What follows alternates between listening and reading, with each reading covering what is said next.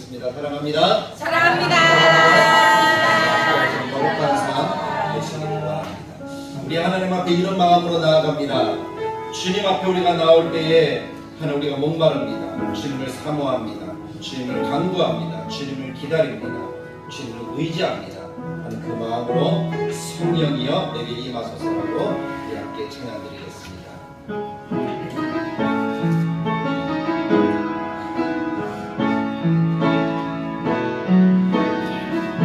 예수님 목마릅니다.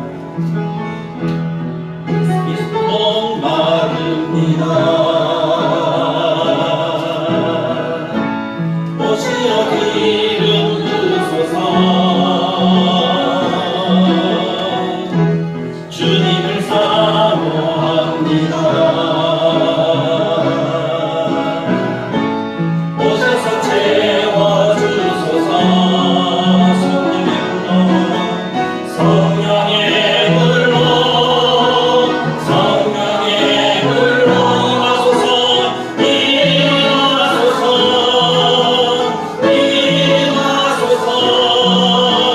성령의 불로 성령의 불로 기름 부으소서. 불같은 사람들입니다. 불같은 사랑입니다.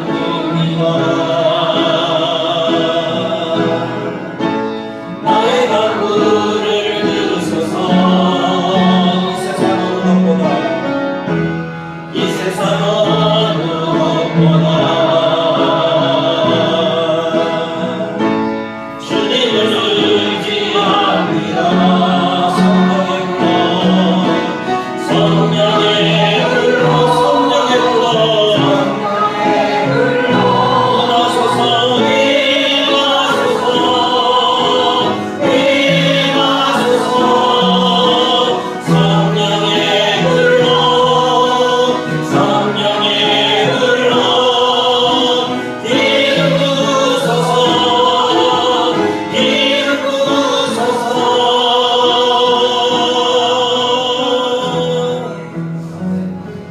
주님이 우리 안에 오셔서 우리에게 기름을 부으시고 우리에게 임하셔서 우리의 마음을 만지시고 우리를 새롭게 하여 주시기를 소망합니다. 우리는 큰 죄에 빠졌지만 주님이 십자가로 이루신 사랑이 성령으로 우리 가운데 역사하시도록 도우시는 줄 믿습니다. 295장 큰 죄에 빠진 나를 우리 힘있게 하나님께 찬양하며 나가겠습니다.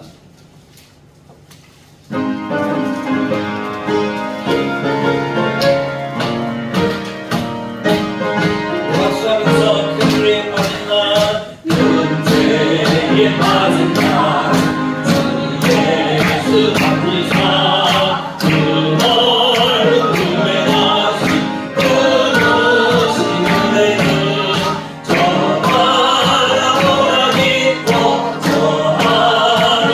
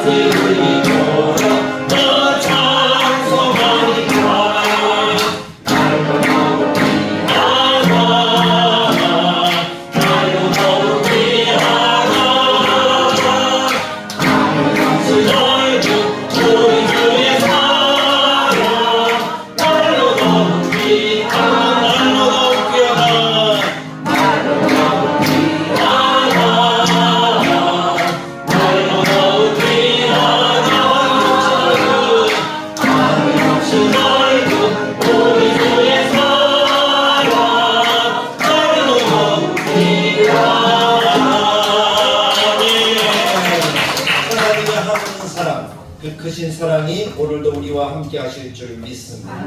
그래서 우리가 이렇게 고백할 수가 있죠. 내 구주 예수를 더욱 사랑. 우리 함께 찬양 드리겠습니다.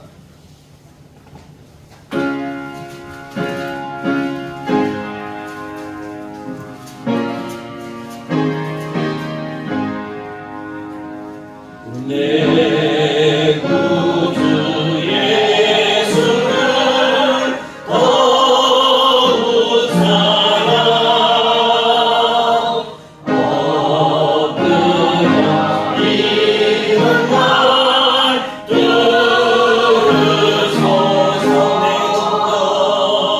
내 진정 소원이 내 구주 예수를 더욱 사랑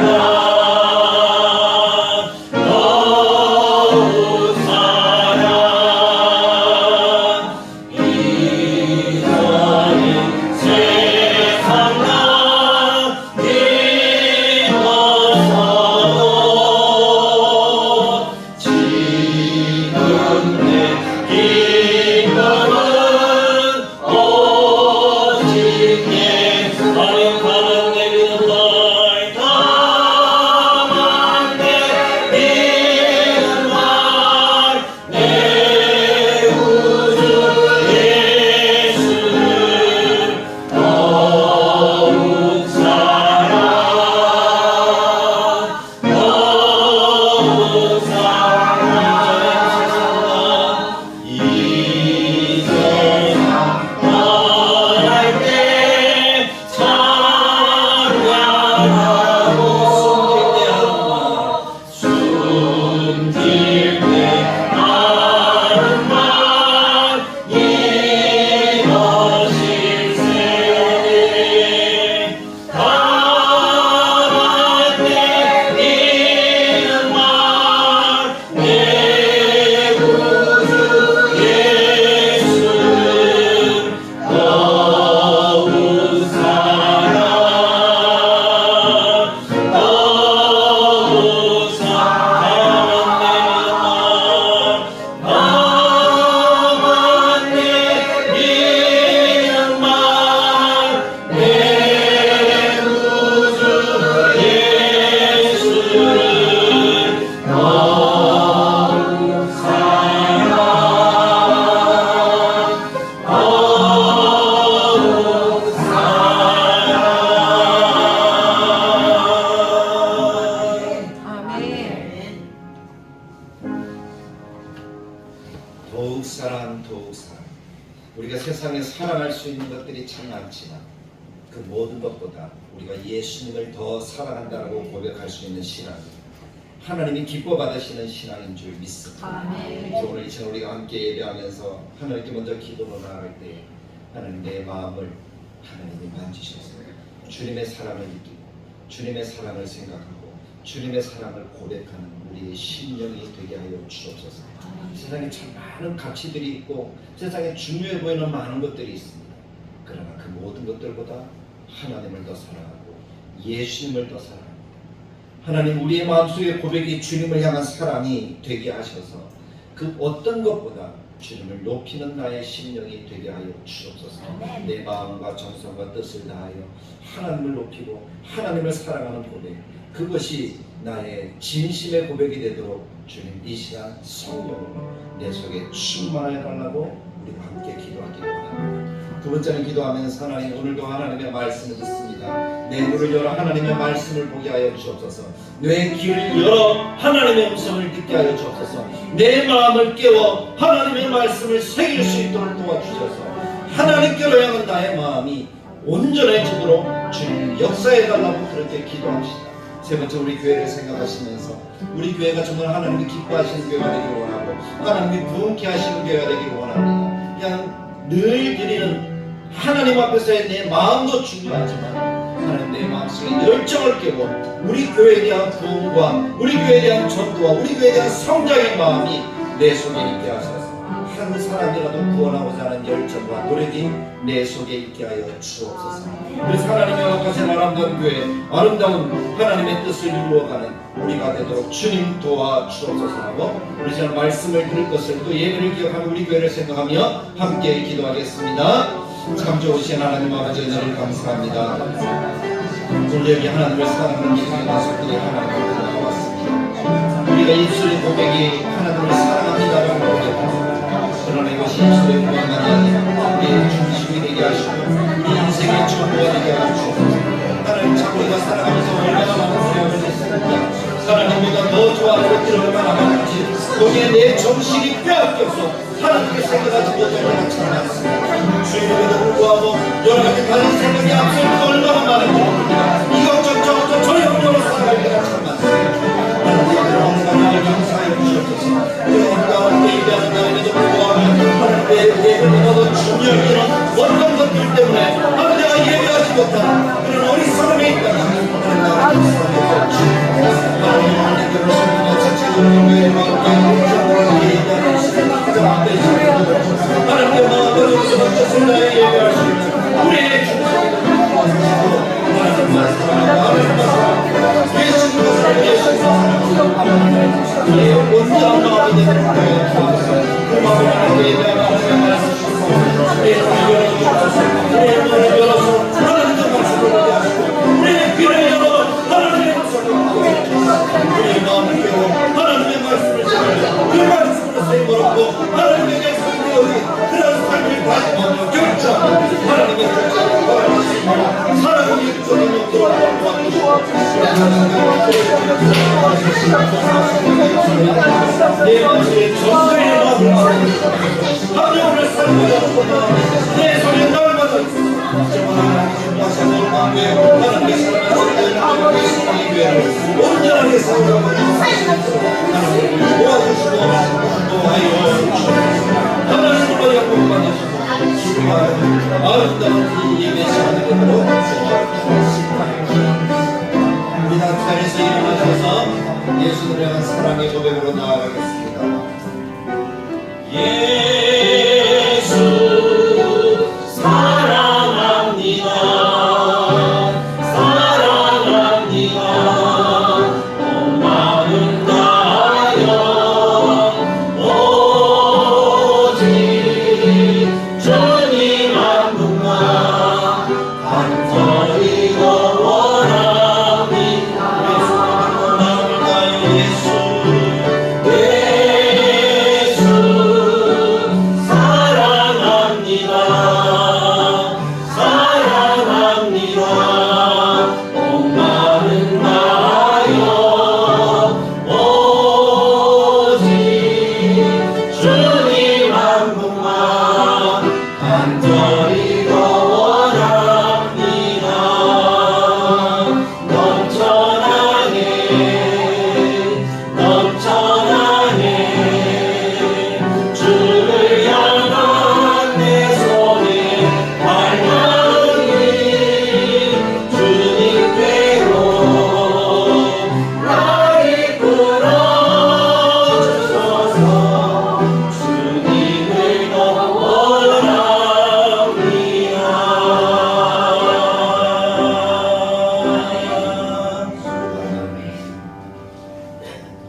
여호와는 내게 복을 주시고 너를 지키시기를 원하며 여호와는 그의 얼굴을 내게 비춰사 은혜 베푸시기를 원하며 여호와는 그 얼굴을 내게로 향하여 드사 평강 주시기를 원하노라. 아멘.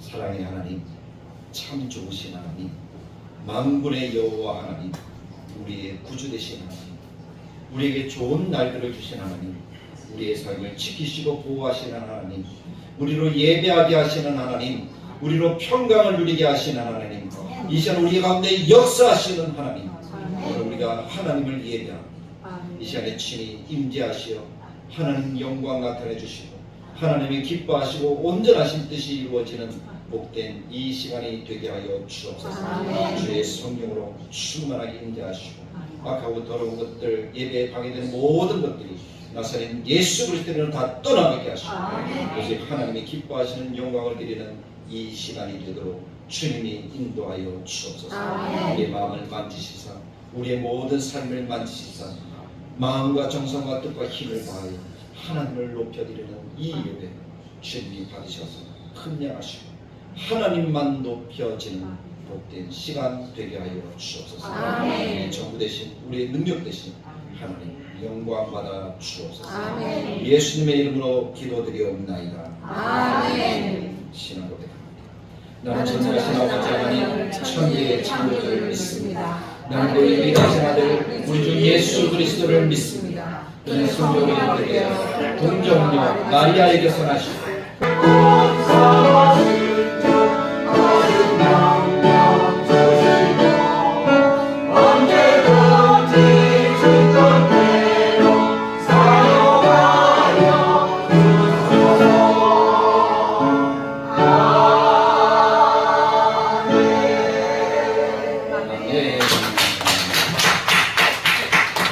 제가 찬양의 고백을 드린 것처럼 하나님 우리를 이끌 삼으시고 하나님 우리를 구원하시고 하나님 우리를 이 자리로 부르셨으니 주님의 뜻대로 우리 모두를 사용해 주시기를 간절하게 축복합니다. 아멘. 찬양대가 그렇게 쓰임받고 우리 성도님들이 동일하게 하나님의 쓰임받는 그러한 하나님의 큰 복을 누리는 하나님의 백성들이 되시기를 주님의 말씀을 따라 간절하게 축복합니다. 오늘은 우리가 역대상 17장 말씀을 읽었습니다.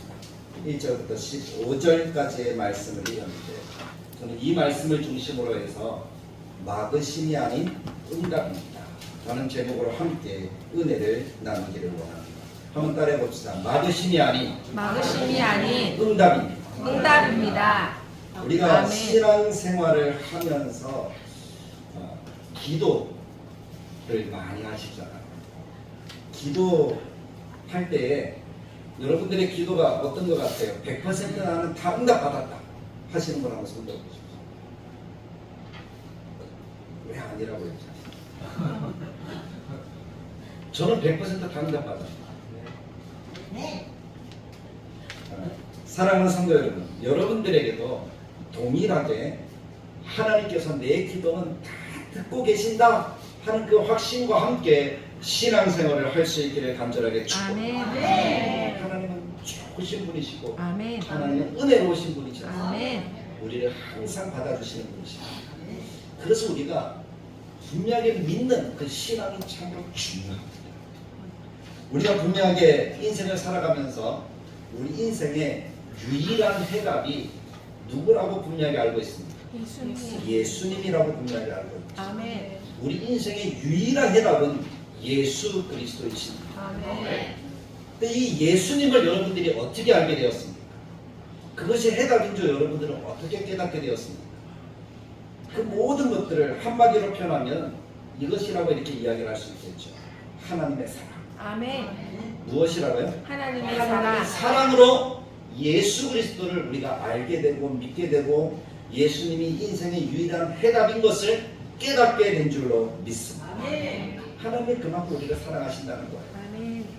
우리를 사랑하셔서 로마서 말씀도 에베소서 말씀도 우리가 보면 잘 아시겠지만 하나님이 택하시고 예정하셔서 하나님의 백성이 되게 하십니다. 사실 우리는 하나님의 은혜를 받기에 너무나 부족한 인생들이잖아요. 우리가 죄인인 줄 우리는 다 알고 있습니다. 그 죄를 속할 수 있는 능력도 나에게 없다는 사실을 우리가 잘 알고 있습니다. 그래서 우리는 그냥 예수님이 없이 하나님의 사랑이 없이 우리는 이 땅에 살아가는 것이 사실은 하나님의 저주요 심판이었습니다. 근데 하나님의 사랑은 우리를 그 죄와 그 저주에서 구원하셔서 하나님의 은혜와 하나님의 구원과 하나님의 큰 복을 누리는 이 땅이 저주가 아닌 이 땅이 축복의 땅이 되도록 하나님이 만들어 주셨다는 사실. 아멘. 그것이 바로 예수님의 십자가의 사랑과 보혈의 능력이랍니다.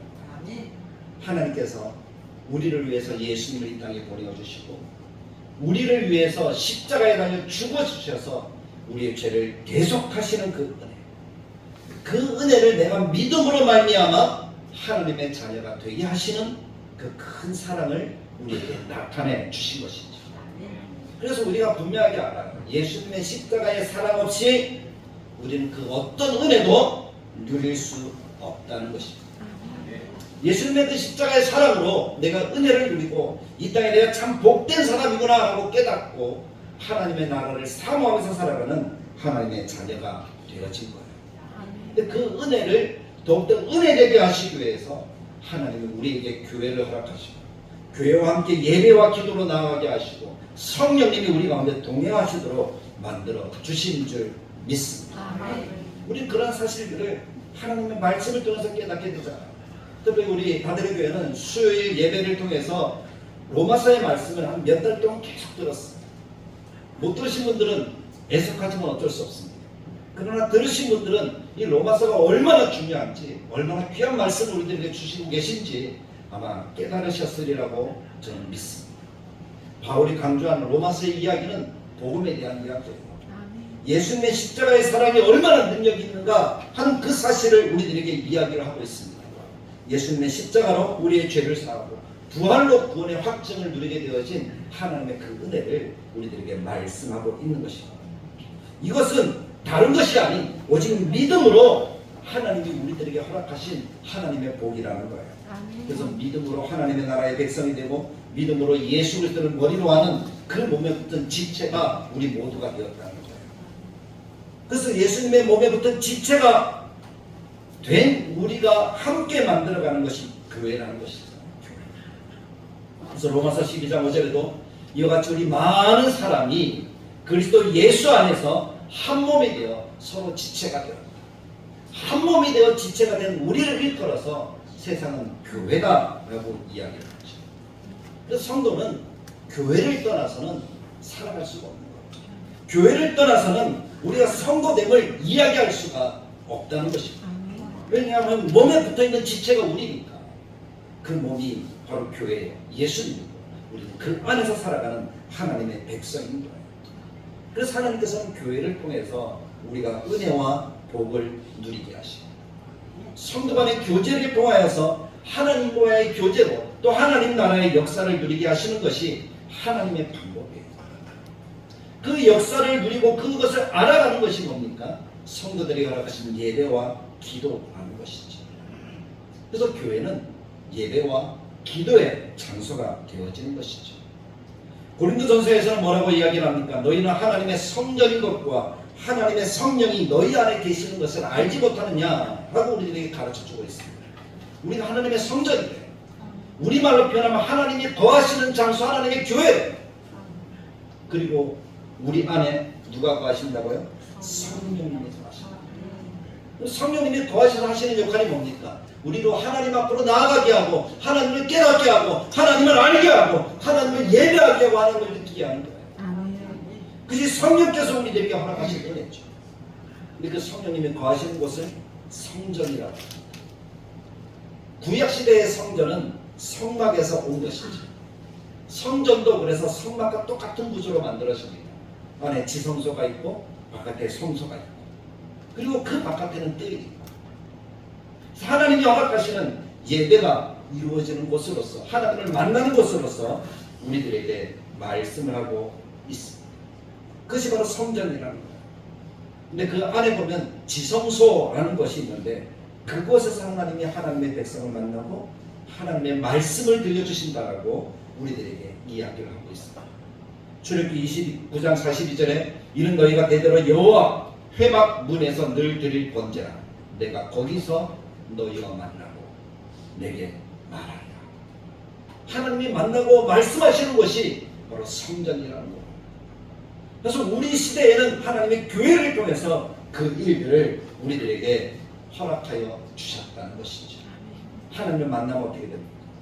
하나님의 백성 되었다는 거죠.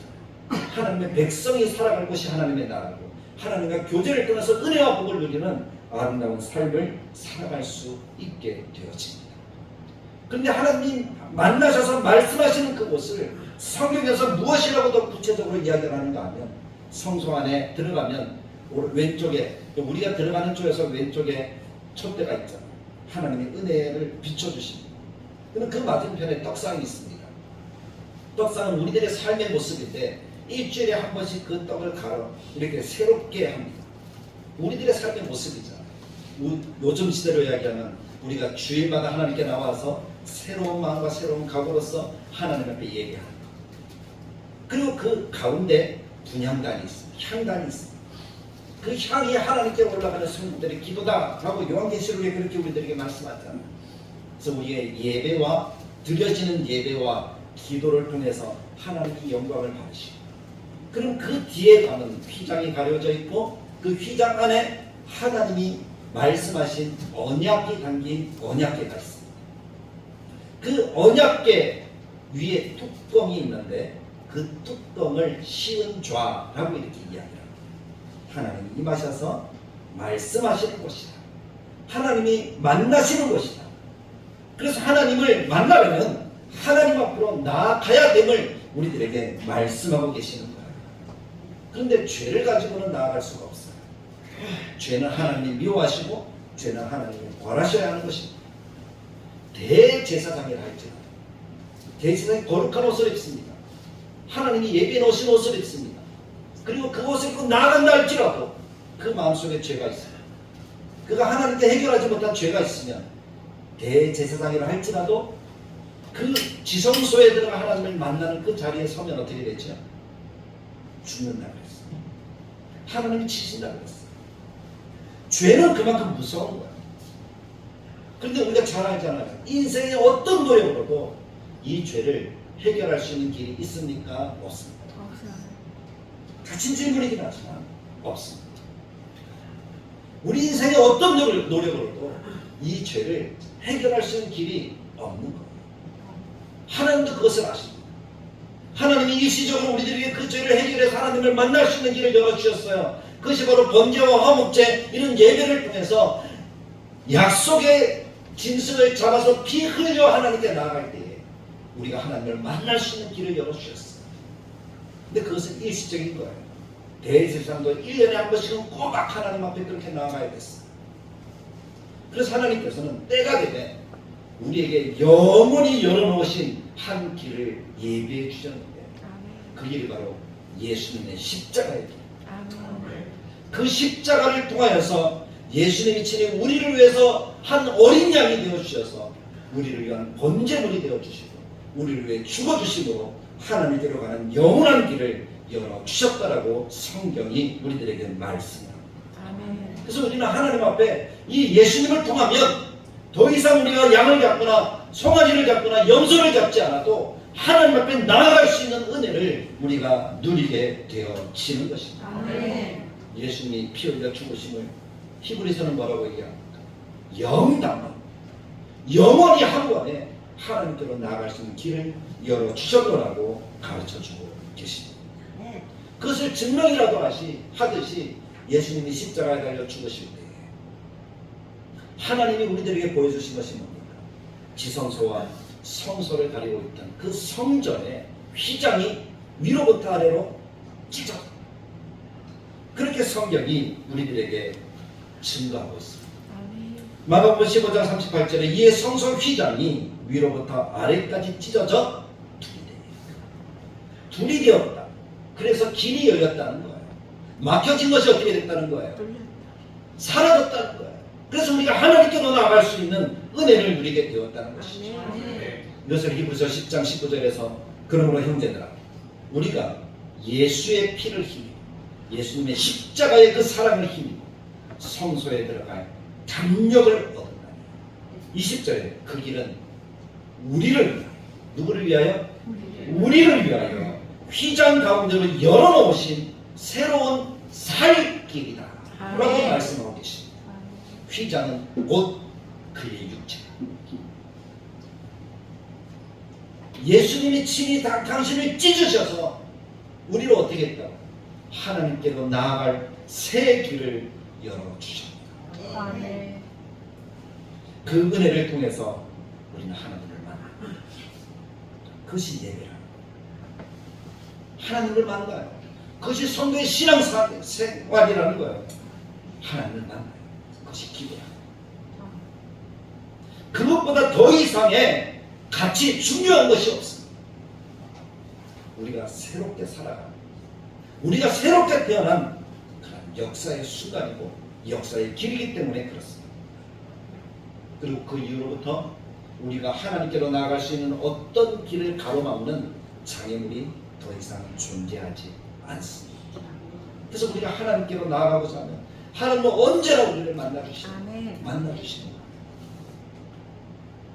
그럼 우리는 하나님 앞에 날마다 우리가 나아가고자 힘쓰는 하나님의 백성들이 되어져야 할 줄로 믿습니다. 아멘. 예배가 기도의 중요성을 깨닫고 그 예배를 정말 우리들의 목숨보다도 중요하게 여기는 하나님의 자녀들이 되기를 간절하게 축복합니다. 아멘. 우리는 6.25 전쟁 당시에 수많은 예화들을 많이 듣습니다. 그 예화 가운데 예배에 대한 예화가 그토록 많더라고요. 북한군이 쳐들어올 때 어떤 날 쳐들어왔죠? 월화수목금토일 가운데 어떤 날 쳐들어왔죠? 세상은 일요일이라고 하지만 우리는 주일이라고 합니다. 맞죠? 주일날 쳐들어와. 그리고 백성들은 그 주일날 쳐들어오면도 불구하고 그날 뭐하고 있어요? 예배하고 있어요. 그리고 주일마다 전쟁 중에도 성도들은 뭐 했어요? 예배했어요. 어느 시골 마을 성도들이 주일날 예배하고 있는데 바깥에서는 무슨 소리가 들려요? 총소리가 땅땅땅 들리면서 누가 성전문을 박차고 들어와요? 북한군이 성전문을 박차고 들어옵니다. 그러면서 뭐라고 얘기합니까? 다 어떻게 알아요? 다 나가요. 근데 성도들이 나가요, 안 나가요? 안 나가요. 그래도 손을 빵빵 쏘면서 나가라고 하니까 무서워서 떠는 사람들은 어떻게 했다고요? 다 나가요. 근데 북한군이 뭐라고 얘기했어요? 목사님 죄송합니다. 가짜 그리스도인들이 있는 것 같아서 제가 이렇게 무례를 행했습니다. 목사님 계속 예배 드리십시오. 저도 예배 드리고 있습니다. 그런 예화도 있다고 하죠.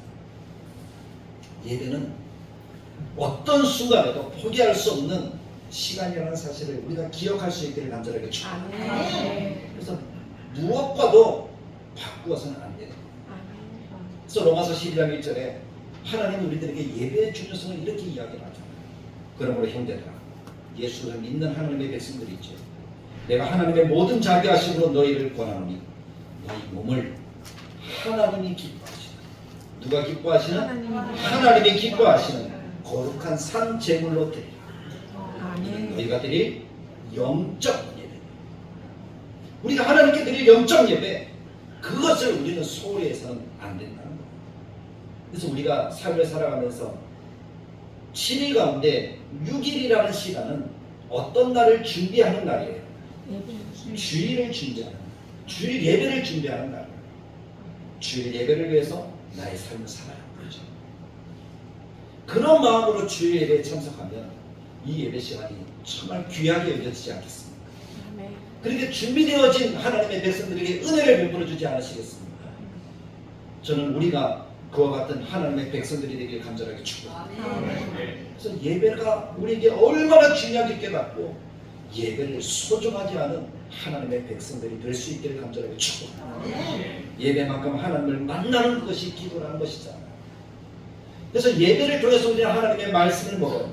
그래서 우리는 양식이다라는 이야기를 많이 듣죠. 근데 기도는 뭐라고 이야기를 합니까?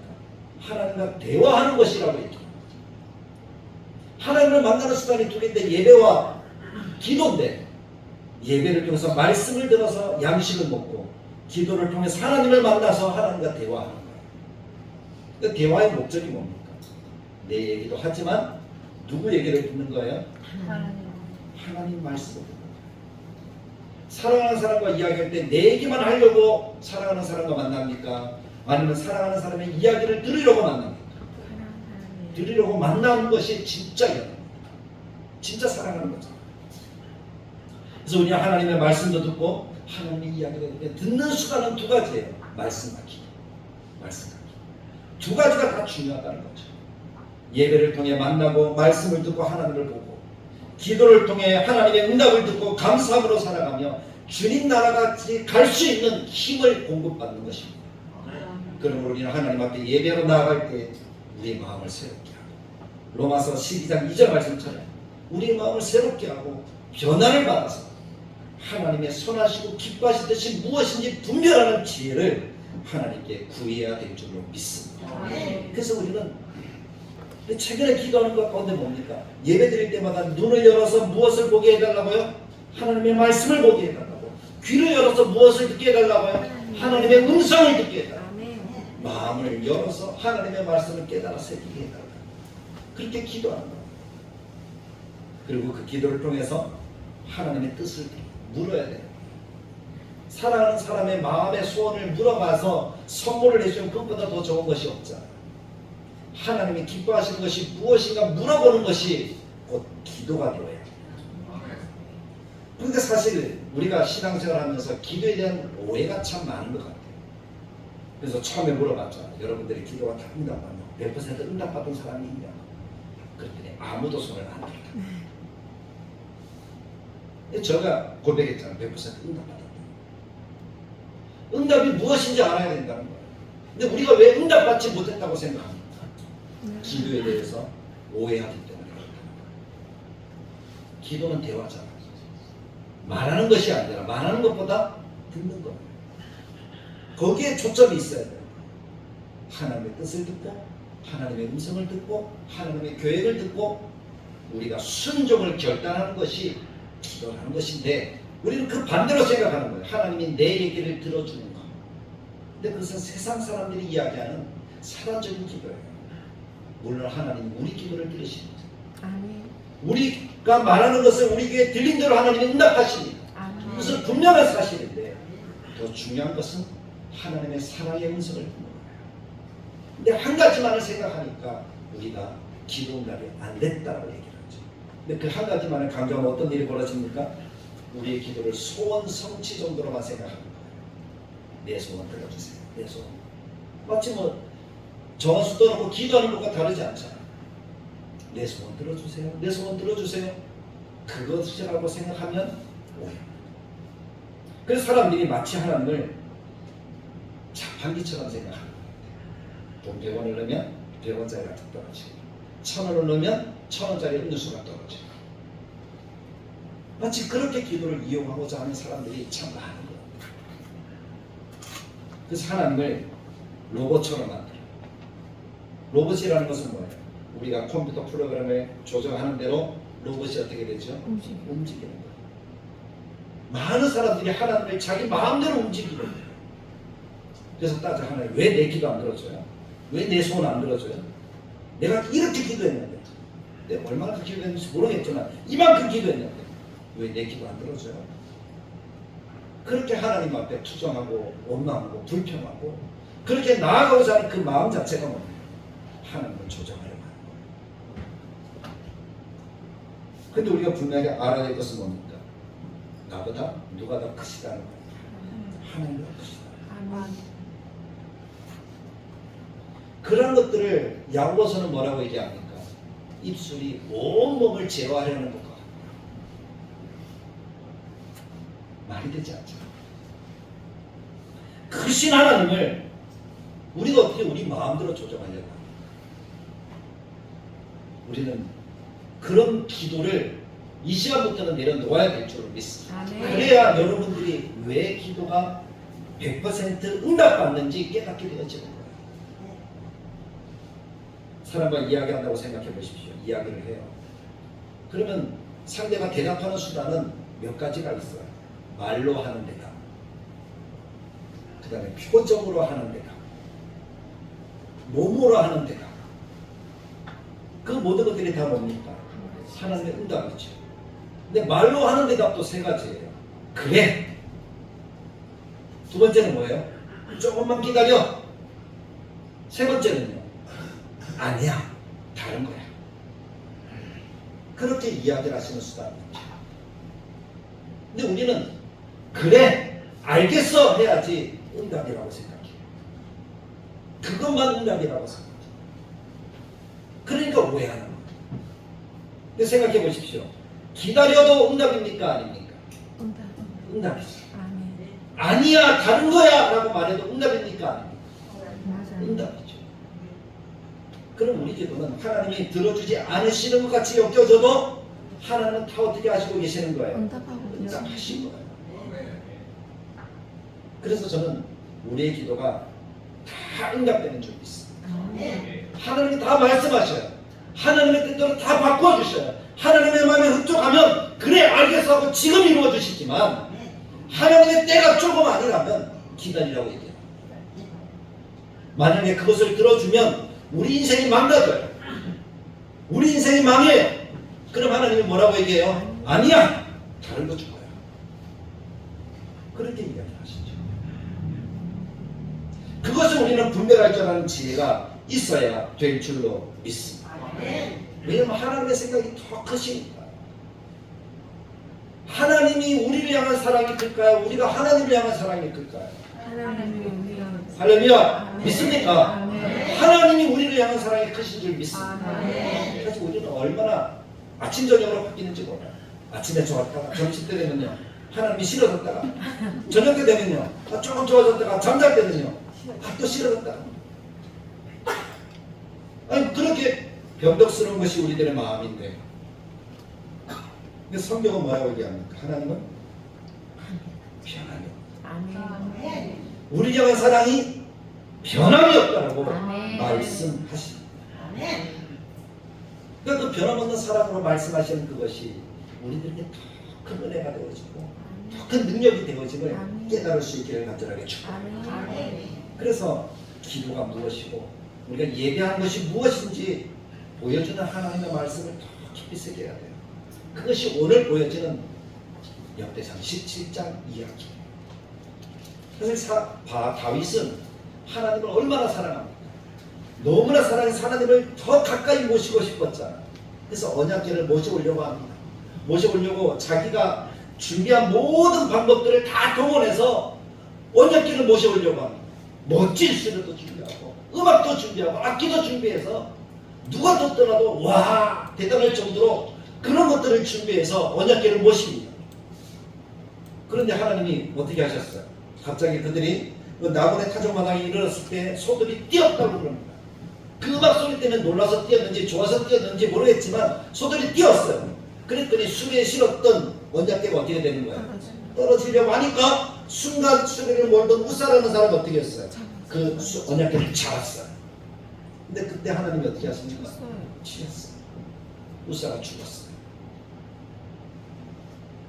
그래서 다윗은 결국 자신이 잘못했구나 라고 자책을 해요.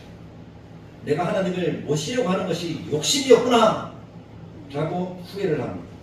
그리고 급기야 포기합니다. 역대상 14장 12절에 보면 그날에 다윗이 하나님을 두려워하여 이르되 내가 어떻게 하나님의 궤를 내 것으로 오게 하리요 라고 이렇게 이야기하는 거죠. 다윗은 생각 하나님이 막으신다 그렇게 생각했어요.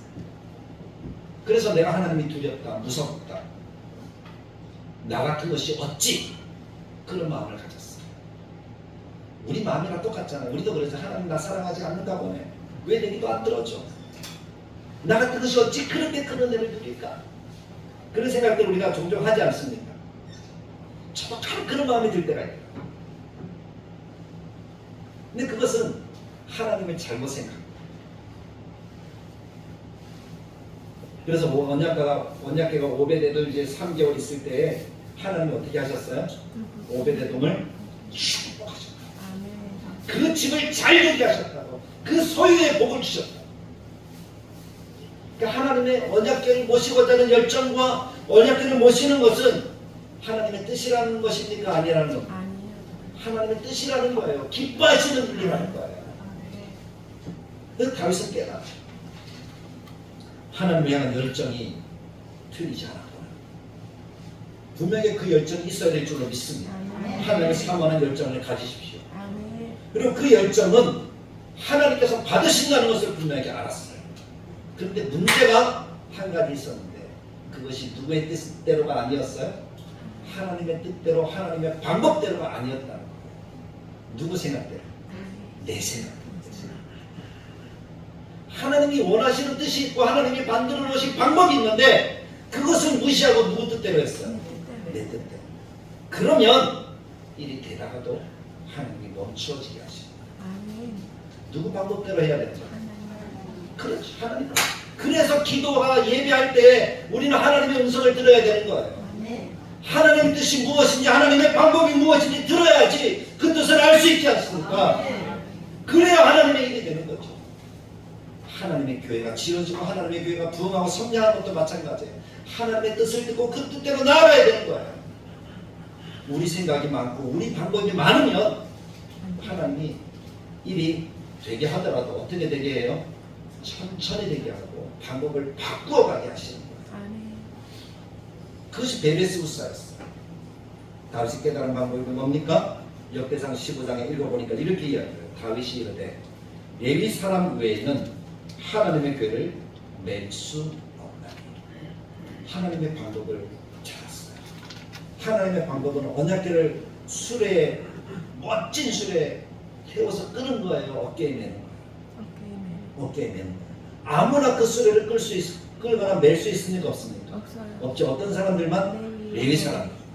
레위 사람들 가운데도 민수기 말씀이나 이 말씀을 보면 고핫 자손, 레위의 여러 아들들 가운데 고핫 자손에게만 이 언약궤를 맬 수 있도록 하나님이 맡기셨다. 그 방법이 하나님이 정하신 방법이었어. 다윗이 하나님을 알고 하나님을 믿고 하나님을 사모한다면 자기가 원하는 방법대로가 아닌 누구의 방법을 알아야 되었다는 거죠. 하나님. 그래서 깨달았어요. 하나님의 방법이.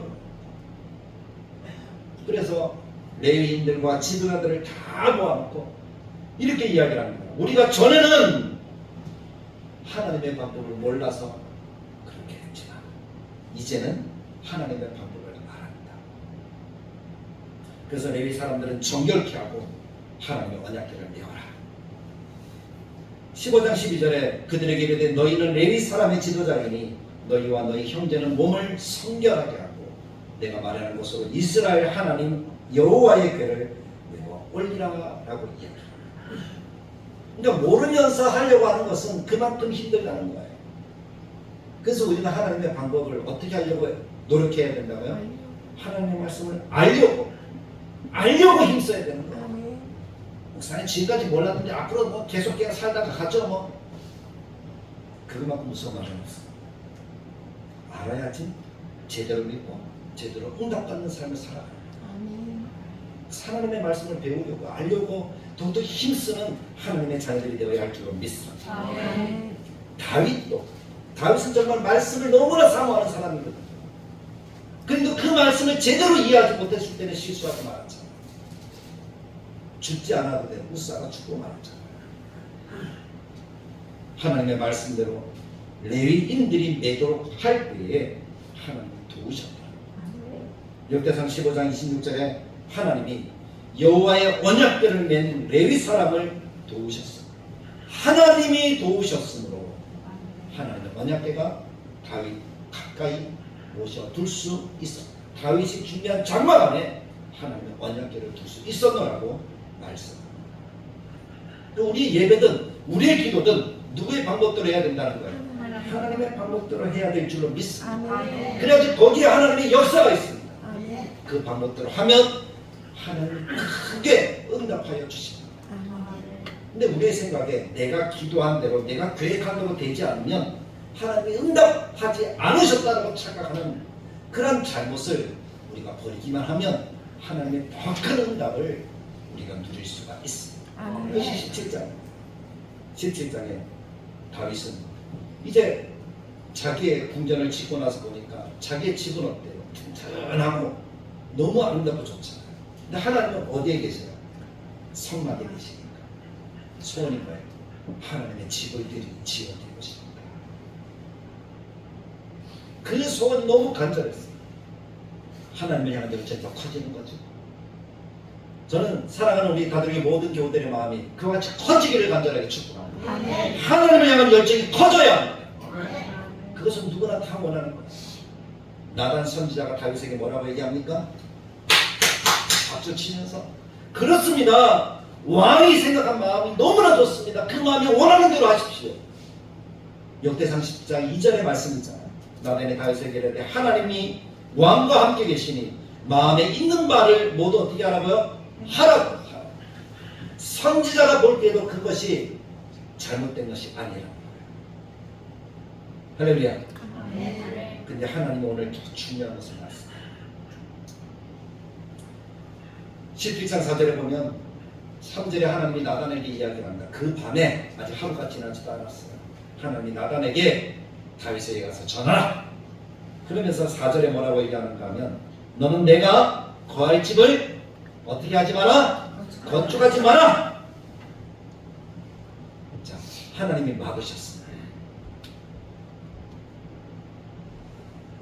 바울이 복음을 전할 때 에베소로 가려고 하는 2차 복음 전도여행 때 하나님이 어떻게 하셨다고요? 막으셨습니다. 근데 그때 바울도 지금 여기 다윗도 그 하나님이 막으셨다고 하나님을 원망하거나 하나님 나 사랑 안 하는가 보네 하고 투정 부리거나 그렇게 합니까? 안 해요. 그래서 우리가 발견해야 돼요.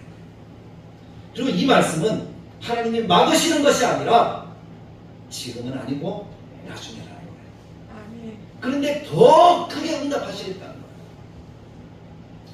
하나님의 응답이 너무 커서 우리 눈에는 그냥 막으시는 것처럼 보였다는 거예요. 제 말씀을 우리도 그래요. 하나님 응답 안 하신 것처럼 보였다는 거예요.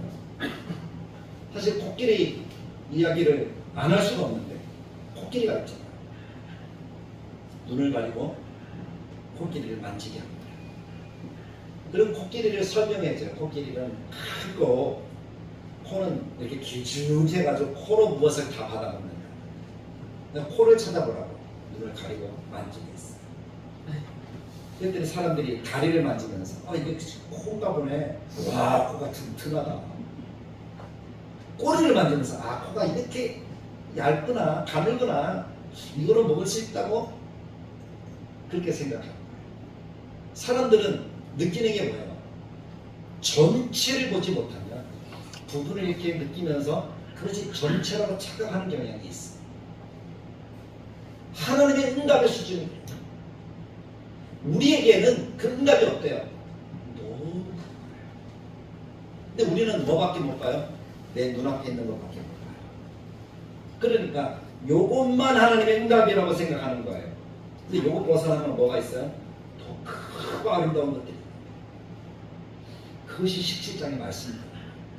그것 때문에 제가 얼마나 하나님께 감사하던지 지금 눈에 보이는 요것 가지고 뭐 일일이 할 필요가 없다는 거야. 없다는 거야. 하나님의 뜻은 더 크고 하나님의 응답은 더 놀랍더라. 아멘. 그것을 우리가 깨달아야 되는 거죠. 오늘 17장 말씀이 그 사실을 이야기합니다. 다윗에게 주시는 말씀이 너는 못해 건축하지 마 라고 하면서 하나님이 거기서 끝나는 것이 아니에요. 그리고 5절부터 15절 말씀까지는 나단 선지자가 이야기하는 하나님의 응답의 말씀이에요. 하나님이 막으시는 것이 아니라 더 큰 응답을 주시는데 그것이 다윗의 삶 모든 것 더 나아가서 그의 후손들 자녀들에게까지 하나님이 말씀하시는 응답이었다는 겁니다. 말씀은 5절부터 보십시오. 하나님이 언제 이 성막에 거하던 것이 거추장스러우니까 집을 지어달라고 한 적이 있다는 것입니까? 없다는 것입니까? 없다는 거예요. 근데 그런 마음을 어떤 사람도 품지 않았는데 누구는 그 마음을 품었어요. 다윗이 그 마음을 품었다. 그래서 하나님이 다윗의 마음을 받으셨다라는 사실을 다윗은 참 귀하다, 대견하다. 그래서 내가 다윗을 선택했다. 양치는 사람을 불러서 이스라엘의 지도자, 왕으로 삼았다. 다윗이 세상에 그 어떤 사람보다 더 놀랍고 존귀한 이름을 가지도록 내가 만들어 주었다. 하나님이 말씀하시는 응답이에요. 하나님이 놀라운 역사죠. 그리고 다윗이 어디로 가든지 어떻게 하였다고요? 이기게 하여 함께해서 승리하게 하여. 다윗이 하나님을 향한 그 마음이 너무나 크고 하나님이 보실 때 너무나 기쁘셨기 때문에 다윗을 옛날부터 택하셔서 이렇게 부르셔서 이렇게 사용해 주셨다는 거예요. 그리고 앞으로도 나는 너와 함께할 것이다. 너의 후손을 창대하게 하겠다. 왕권을 영원하도록 만들어주겠다. 그리고 너의 아들 가운데 한 아들을 세워서 성전을 짓게 합니다. 막으신 것이 아니라 뭐예요? 하나님이 더 큰 응답을 주시면서 그냥 막을 때에 하나님이 이루어 주시겠다. 하나님이 다른 방법을 말씀하는 거죠. 그리고 14절 끝에는 뭐라고 얘기합니까? 내가 너의 미래 일까지, 너의 집안의 모든 일까지 내가 간섭해서 도와주고 복주겠다. 그것도 어떻게? 영원히. 할렐루야. 영원한 복을 하나님이 주시는 거예요. 견고하게 하시는.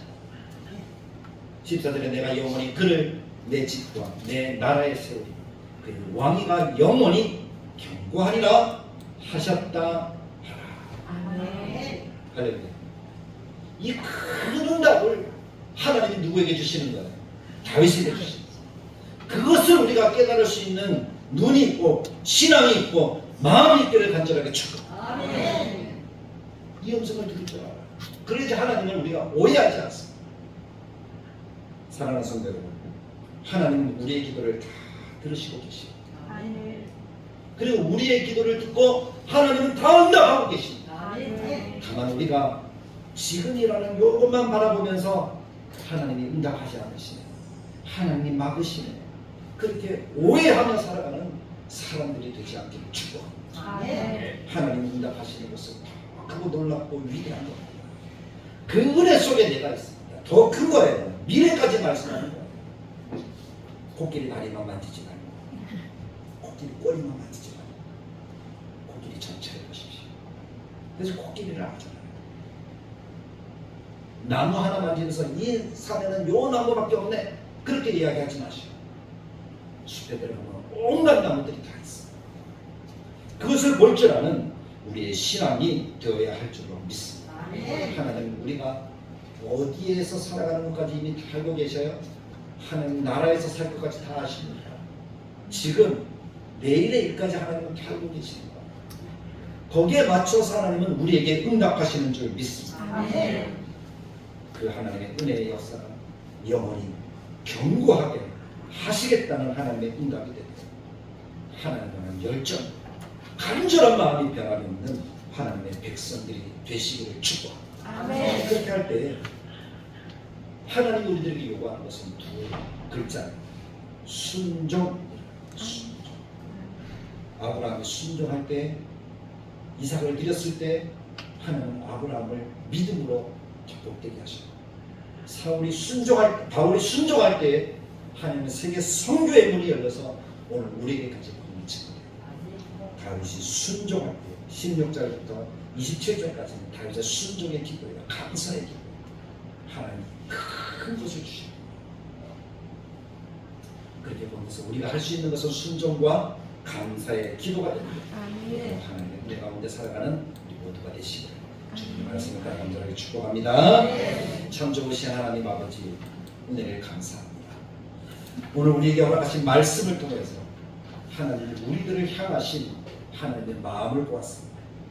우리의 열정과 우리의 간절함이 하나님 앞에 드려질 때 하나님이 미래 일까지 말씀하시는데, 우리는 지금 한 치 앞만 내다보면서 혹시 원망하고 불평하고 오해하고 그렇게 앉아있는 우리들의 모습은 아닌지, 하나님을 불쌍히 여기시고 우리가 다윗처럼 미래 일까지 말씀하신 하나님의 큰 역사를 보고 품고 감사할 수 있도록 도와주십시오.